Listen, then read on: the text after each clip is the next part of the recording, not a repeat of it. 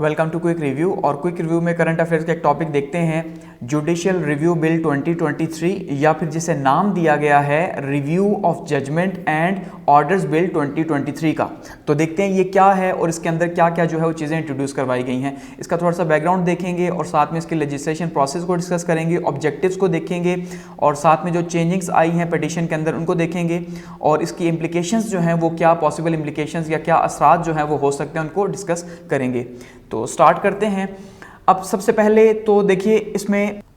हम ये देखते हैं कि ओवरऑल बात किस पे की जा रही है। तो देखिए बिल का नाम ही जो है वो क्या है जी, review of judgement and orders bill 2023 कि ये जो ऑर्डर्स हैं, ये जो जजमेंट्स हैं जजेस की जो सुप्रीम कोर्ट के अंदर या किसी भी कोर्ट के अंदर, तो उसके हवाले से बातचीत की जा रही है क्योंकि स्पेसिफिकली हुकूमत के जो केस लगा हुआ है इस टाइम पे सुप्रीम कोर्ट में है, तो वो सुप्रीम कोर्ट को ही जो है वो कहा जा रहा है कि भाई टफ टाइम देने के लिए इस बिल को पास किया गया है। तो बिल क्या करेगा, इनलार्ज करेगा स्कोप ऑफ रिव्यू पिटीशन इन पाकिस्तान को, ठीक है। यानी कि जो रिव्यू होता है, जिस जज ने फैसला दे दिया कि एक बेंच ने फैसला दे दिया कि भाई ऐसा है या वैसा है, जो भी व्हाटसोएवर फैसला उन्होंने दिया, तो अब उस फैसले के ऊपर रिव्यू का हक होता है। लेकिन होता क्या है कि वही सेम बेंच दोबारा से सुन के वही फैसला दोबारा से कर देगा, तो अब ऐसा पॉसिबल नहीं होगा, बल्कि रिव्यू के लिए मल्टीपल ऑप्शंस अब मौजूद होंगे, ठीक है।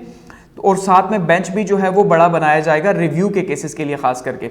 तो इसमें अब क्या है, सबसे पहले कि हम ये देख रहे हैं कि जो इलेक्शन कमीशन ऑफ पाकिस्तान है उसने क्या किया, एक रिव्यू पिटीशन जो है वो दायर की थी अप्रैल का, जो ऑर्डर है सुप्रीम कोर्ट का उसके खिलाफ। कि सुप्रीम कोर्ट ने क्या कहा था कि भाई 14 मई जो है, 14 मई को आपने करवाने हैं इलेक्शंस, और ये ऑर्डर दिया था अप्रैल के अंदर और 14 मई 2023 को। लेकिन इसके खिलाफ जो है सुप्रीम कोर्ट ने कहा कि भाई हम इलेक्शंस नहीं करवा सकते, तो मेहरबानी करके आप हमारी रिव्यू पिटीशन को दोबारा से देखें, यानी रिव्यू करें अपने फैसले को। तो इसके ऊपर क्या हुआ कि अभी ये केस चल रहा था, तो केस चलने के दौरान ही जो है वो अटॉर्नी जनरल साहब जो है, अटॉर्नी जनरल ऑफ पाकिस्तान, उन्होंने बताया कि भाई ये जो आपका जो बेंच बना हुआ है आपको इसे ख़त्म करना पड़ेगा, क्योंकि आप ये अब नहीं सुन सकते केस रिव्यू का, क्योंकि हमने जो नया बिल पास किया है उस बिल के रूह से अब ये लार्जर बेंच सुनेगा, आप नहीं सुन सकते। तो enactment of a new law, के न्यू लॉ जो है उसके तहत अब आप ये बिल नहीं सुन सकते। तो सुप्रीम कोर्ट के माना जा रहा है कि जो जस्टिस बंदरयाल साहब थे चीफ जस्टिस, उन्होंने बड़ी हैरानगी का इजहार किया कि भाई ऐसा कैसे, पता ही नहीं चला, और ये सारे का सारा जो है वो नेशनल असेंबली, सेनेट और जो सदर साहब हैं उनसे भी पास होके आ गया। तो खैर उन्होंने फिर वो बेंच जो है वो कैंसिल कर दिया, वो जो हियरिंग हो रही थी वो कैंसिल हो गई कि अब ये लार्जर बेंच सुनेगा। तो अब अटॉर्नी जनरल साहब का नाम क्या है, मंसूर आवान। अब ये इस बिल को नाम दिया गया है review of judgement and orders bill 2023। तो अब वो जो केस चल रहा था इलेक्शंस के हवाले से कि भाई इलेक्शंस होंगे पाकिस्तान में और 3 माह बाद जो असेंबली डिसॉल्व होनी है, तो वो आपने इलेक्शंस करवाने हैं, तो वो फैसला वहीं पे खत्म हो गया। अब नया बेंच बनेगा, वो उसके अकॉर्डिंगली फैसला करेगा क्योंकि बिल आ चुका है। अब अगर हम बिल का बैकग्राउंड थोड़ा सा देखते हैं तो देखिए बिल का बैकग्राउंड ये है कि 3 जजेस bench had set aside on ECP notification and ordered the polls for Punjab assembly, के 3 रुकनी जो बेंच था जिसके ऊपर बहुत ज्यादा जो है वो अपोजिशन हुकूमत जो है वो उसके ऊपर बहुत ज्यादा कर रही थी कि भाई ये ऐसा नहीं होना चाहिए, सारे के सारे जो जजेस हैं वो तो हैं ही हुकूमत के खिलाफ और ये और वो इस तरह की बहुत सी बातें, खैर वो उनकी राय है। तो उसके ऊपर फैसला दिया गया था पंजाब असेंबली के इलेक्शंस के ऊपर, ठीक है, ये फर्स्ट पॉइंट है। सेकंड अगर हम देखते हैं तो जो प्रेसिडेंट साहब हैं उन्होंने पहले से साइन कहा था कि मैं साइन नहीं करूंगा, लेकिन अल्टीमेटली बाद में वो साइन होके आ गया, तो इस तरह से वो बिल बन गया, यानी कि बाकायदा जो है वो बिल लागू हो गया, कि प्रोसेस के अंदर नहीं है बल्कि वो लागू हो चुका है। और इसके अंदर इंट्रोड्यूस क्या करवाया गया है, introduction of larger bench to hearing review, कि अब ये लार्जर बेंच जो है पिटिशंस की जो होगी उसमें लार्जर बेंच सुनेगा। पहले अगर 3 ने सुना तो अब 4 सुनेंगे, 5 सुनेंगे, 7 सुनेंगे, ठीक है, यानी लार्जर बेंच सुनेगा। और ये काफ़ी ज़्यादा सरप्राइज, जैसे मैंने कहा, चीफ जस्टिस साहब के लिए था, उन्होंने खुद भी इसके ऊपर जो है वो सरप्राइज शो किया। अब अगर हम बात करते हैं लेजिस्लेशन एंड प्रोसेस अप्रूवल की, कि वो उसके अंदर क्या क्या चीज़ें आई हैं, तो देखिए नेशनल असेंबली ने इस बिल को पास किया अप्रैल 14 को, ठीक है, और ये बिल पेश किया गया प्राइवेट मेंबर बिल के तौर पे। प्राइवेट मेंबर बिल क्या होता है कि जब 2 तरह के बिल आते हैं, एक वो है जो हुकूमत पेश करती है, ठीक है, और दूसरे वो हैं जो मेंबर्स पेश करते हैं असेंबली के। तो ये अजहर नज़ीर तारड़ साहब ने जो लॉ मिनिस्टर थे उन्होंने पेश किया था, तो ये प्राइवेट मेंबर की तरफ से था, ना कि जो है वो एग्जीक्यूटिव ब्रांच की तरफ से आप ये कहें कि यह हुकूमत की तरफ से पेश किया गया था, ठीक है। और नेशनल असेंबली ने इसे अप्रैल 14 को पास कर लिया। अब इसकी जो सेनेट से अप्रूवल ली गई वो ली गई जी मई 5 को, 5 मई को सेनेट ने भी जो है इसको पास कर दिया।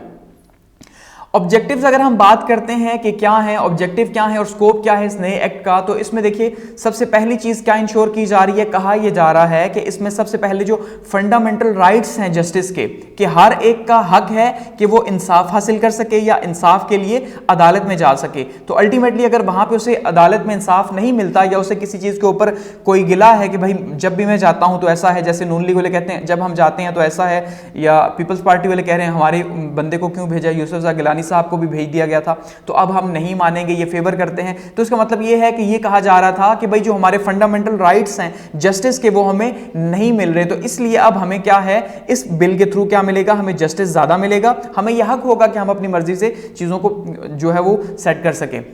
सेकंड क्या है, meaningful review of judgments and orders by the supreme court, कि अब जो जजमेंट आएगी या जो रिव्यू होगा सुप्रीम कोर्ट की तरफ से वो मीनिंगफुल होगा, यानी वो जैसे पहले था एक ही मैच ने सुना दोबारा से फैसला कर दिया, अब ऐसा नहीं होगा, ये कहना है हुकूमत का।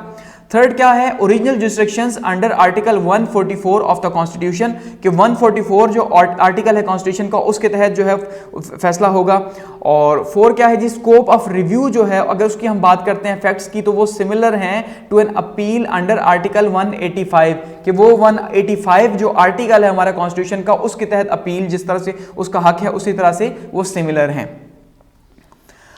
अब अगर हम देखते हैं चेंजेस क्या आई हैं, यानी पहले क्या थी, तो ये चेंजेस किस तरह के बिल के अंदर लाई गई हैं। देखिए पहले क्या था कि पहली बात यह है कि प्रीवियस प्रैक्टिस क्या थी कि स्मॉल बेंच जो है वो हियरिंग करता था और उसके ऊपर जो है वो रिव्यू पिटीशन आती, जब भी यानी कि रिव्यू पिटीशन आती तो ultimately 2 member bench 3 member bench जो है उसने उसको सुन लिया, ये पहले होता था। अब ये कहा जा रहा है कि भाई अब क्या होगा, larger bench for review petitions, कि जो भी रिव्यू पिटीशंस आएंगी उनके ऊपर एक बड़ा बेंच जो है वो बनाया जाएगा और वो फैसला करेगा कि भाई ये सही है या गलत है। सेकंड, थर्ड क्या है, right to appoint any advocate of choice for the review petitioner, के रिव्यू पिटिशनर जो है वो जब रिव्यू होगा तो उसको यह हक है कि वो सुप्रीम कोर्ट का कोई भी जो है, ठीक है, वो वकील जो है वो अपने लिए हायर कर सकता है। फोर है availability of right to file the review petition for aggrieved individuals, कि ये भी होगा कि भाई जो भी फिल करना चाहेगा जिसको जो यानी कि वहां पे मुद्दा अलय है, ठीक है, जो भी इसको होगा इशू तो वो क्या करेगा, वो रिव्यू पिटिशन फाइल कर सकेगा। और दूसरा इसमें जो सबसे इंपॉर्टेंट चीज जो कही जा रही है कि भाई जो क्लॉज 3 ऑफ आर्टिकल 184 है उसके खिलाफ भी होगा। अब देखिए इसको जरा आपने समझना है। अब हुकूमत का क्या कहना है कि भाई जो उन्हें सबसे बड़ा प्रॉब्लम किससे है, उन्हें सबसे बड़ा प्रॉब्लम है जी जो सुप्रीम कोर्ट के चीफ जस्टिस हैं, ठीक है, चीफ जस्टिस साहब से उन्हें मकसद हो, कहते हैं चीफ जस्टिस इस्तीफा दो, बंदेलाल साहब इस्तीफा दें, मतलब इस तरह की मुख्तलिफ तरह के आप ट्रेंड्स देखते रहते हैं। तो कहते हैं जी आप रिजाइन करें क्योंकि आपसे हमें इशू है, चीफ जस्टिस साहब से इशू है और जो बाकी जो काजी साहब बाद में आएंगे उनसे उन्हें कोई इशू नहीं है, उनका ये मानना है, तो इसलिए वो उनको प्रेशराइज करना चाह रहे हैं। तो ये कह रहे हैं कि भाई इससे पहले जो कॉन्स्टिट्यूशन है वो क्या कहता है, क्लॉज 3 ऑफ 184 ये कहती है कि जो चीफ जस्टिस है वो बनाएगा बेंच और बेंच फिर सुना जाएगा, यानी बेंच अपनी मर्जी से नहीं बनाया जा सकता, चीफ जस्टिस की मर्जी से ही बनेगा। तो लेट सपोज अगर एक बार एक 3 रुकनी बेंच ने फैसला दे दिया, वो भी चीफ जस्टिस से बनाया, और फिर अगर एक 5 रुकनी बेंच बना दिया जाता है और वो भी जो है चीफ जस्टिस ही बेंच बनाएगा अपने फेवर का, तो वो भी फैसला तो सेम रहेगा। तो इशू यहां पे आ रहा था हुकूमत को, तो इसलिए उन्होंने क्या कहा कि भाई ये जो चीफ जस्टिस साहब हैं जो अपनी मर्जी से बेंच बनाते हैं, हम इसको भी चैलेंज कर सकेंगे कि भाई ऐसा नहीं है कि चीफ जस्टिस की मर्जी का ही बेंच होगा, लार्जर बेंच, कि पहले भी उन्होंने बेंच बनाया फिर वही बेंच बना के फैसला दे दे, ऐसा नहीं होगा। तो इसके ऊपर भी जो इशू लेके आएगा, ठीक है, जो अदालत के पास आएगा क्लाइंट, तो वो अल्टीमेटली वो इसके ऊपर क्वेश्चन उठा सकता है कि भाई आप ना बनाए या आपने जो बनाया मुझे उसके ऊपर भी एतराज है, ठीक है। तो ये जो सबसे इंपॉर्टेंट असल में ये पॉइंट डाला गया है, एक तो लार्जर बेंच और दूसरा सबसे इंपॉर्टेंट कि चीफ जस्टिस को कर्टेल करना या उनके इख्तियारात को जो है चैलेंज किया जा सकता है, जो इससे पहले नहीं था। तो बिल का मकसद कुछ और है एक्चुअली में, लेकिन सामने दिखाया कुछ और जा रहा है, तो ये है। अब अगर हम बात करते हैं जी इम्प्लीकेशंस की कि इसकी पॉलिटिशियंस के ऊपर जो सियासत है या सियासी जो लोग हैं उनके ऊपर क्या असर होगा, तो ये कहा जा रहा है कि भाई जैसे आपने नॉर्मली सुना होगा कि ये प्लस जो है वो नवाज शरीफ साहब है और माइनस जो है वो इमरान खान है, ये इसको सिंपली कहा जा रहा है। वैसे तो इसका ये कहा जा रहा है कि इसका जो फायदा है रिव्यू पिटीशन का वो ये होगा नवाज शरीफ साहब को होगा, साथ में जहांगीर तरीन साहब को होगा, क्योंकि वो तो हमेशा के लिए नाअहल हो चुके हैं ताहयात, तो वो क्या करेंगे, वो रिव्यू पिटीशन फाइल करेंगे जिसके नतीजे के तौर पर एक लार्जर बेंच बेंच बनेगा 5 लोगों का, 7 लोगों का, और वो बेंच भी चीफ जस्टिस जो है अगर वो चेंज करवाना चाहे हुकूमत तो चेंज करवा देगी, या पिटिशनर चेंज करवाना चाहे तो चेंज करवा देगा। तो ऐसे में वही बेंच बनेगा जो इनकी फेवर में फैसला देगा और इनकी जो ताहयात नाअहली है वो खत्म हो जाएगी, ये कहा जा रहा है। जिसके ऊपर गो के जो आज़म नज़ीर तारड़ साहब है, फेडरल मिनिस्टर हैं जो लॉ के, उन्होंने ये कहा कि ऐसा कुछ भी नहीं है, ये उनके बेनिफिट यानी नवाज शरीफ को बेनिफिट नहीं देगा, क्योंकि उन्होंने ये कहा, लेकिन एक्चुअली में ये कहा जा रहा है। ठीक है, इसी तरह से ये भी कहा जा रहा है कि अगर, क्योंकि इस टाइम पे ये कहा जा रहा है कि ज्यादा जो लोग हैं सुप्रीम कोर्ट के वो क्योंकि हुकूमत के साथ हैं और कम अपोजिशन या पीटीआई के साथ है, तो अगर पीटीआई को या इमरान खान साहब को डिस्क्वालीफाई कर दिया जाता है तो छोटा बेंच तो उन्हें डिस्क्वालीफाई नहीं करेगा, लेकिन बड़ा बेंच जो है डिस्क्वालीफाई कर देगा, क्योंकि वो गवर्नमेंट की फेवर में है, ये कहा जा रहा है। ठीक है, और डिस्क्वालिफिकेशन जो है वो अंडर आर्टिकल 62(1)(f जो है कॉन्स्टिट्यूशन के तहत वो जो हुई हुई है वो भी खत्म हो जाएगी, तो ये इसके तहत माना जा रहा है। और एट द एंड अगर हम इसको कंक्लूड करते हैं तो देखिए, अब ये बिल तो है, हुकूमत ने तो 3 माह बाद चले जाना है, लेकिन अगर लॉन्ग टर्म के लिए हम देखते हैं तो ये जुडिशियल रिव्यू का बिल शायद आप अगर देखें तो उसके पॉजिटिव और नेगेटिव दोनों इंपैक्ट्स आ सकते हैं। ठीक है, यानी कि पॉजिटिव नेगेटिव कैसे आ सकते हैं कि अगर एक ताकतवर है तो ताकतवर अल्टीमेटली कुछ लोगों को कंट्रोल करना, शायद उसके लिए पावरफुल लोगों को कंट्रोल करना थोड़ा मुश्किल है, जो थोड़े कमजोर हैं उनको आसान है। तो शायद ये है कि ताकतवर कोई फायदा दे, मे भी हो सकता है कि आने वाले टाइम में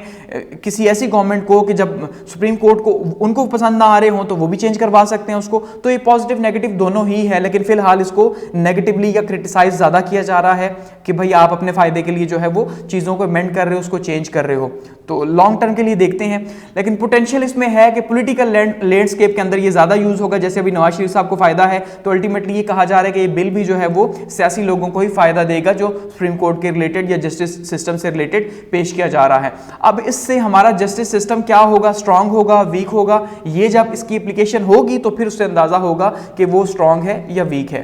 तो ये है जी रिव्यू पिटिशन बिल, और इसका हमने रिव्यू किया, उसको यहाँ पे क्लोज करते हैं। और फीडबैक के लिए आपका कमेंट सेक्शन मौजूद है, और आप टेलीग्राम जो चैनल है उसको ज्वाइन कर सकते हैं पीडीएफ के लिए।